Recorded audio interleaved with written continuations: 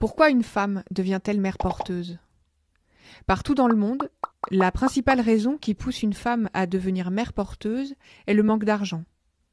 L'accumulation des dettes, la nécessité de payer un loyer ou de nourrir ses enfants l'amène à accepter de louer son ventre à des commanditaires via différents intermédiaires qui en retirent des profits très importants.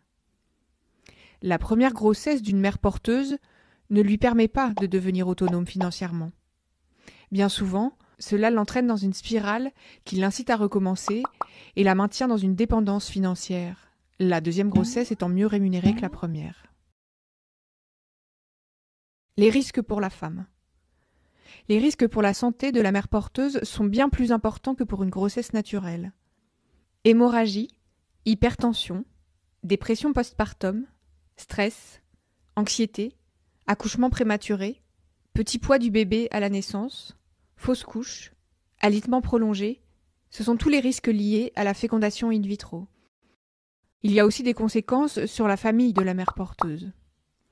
En effet, elle ne peut plus s'occuper de ses propres enfants comme elle le faisait avant. Un traitement médicamenteux lourd et de nombreuses complications l'oblige souvent à délaisser sa famille pendant toute la durée de la grossesse. De plus, de longs arrêts de travail sont fréquents et pénalisent la mère porteuse lorsqu'elle tente de reprendre une activité après l'accouchement. Les violences médicales et psychologiques. Des traitements médicamenteux lourds et injustifiés sont imposés à la mère porteuse, surtout quand l'ovocyte utilisé est celui d'une autre femme. Pour ne pas que le corps de la mère porteuse rejette l'embryon, les traitements hormonaux sont largement surdosés. Des piqûres plusieurs fois par jour et la prise de nombreux médicaments provoquent des effets secondaires très violents.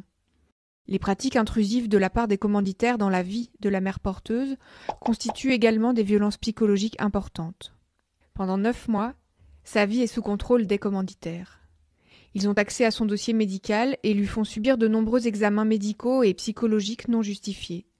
Ils contrôlent ce qu'elle doit manger, son hygiène de vie et ont un droit de regard sur ses fréquentations. Au moment de l'accouchement, ce sont eux qui décident s'il faut faire une césarienne ou non. Par ailleurs, le fait de porter un enfant qui n'est pas le sien et son abandon programmé à la naissance peuvent avoir de graves séquelles sur la santé psychologique de la mère porteuse. Cela provoque souvent une profonde dépression après l'accouchement.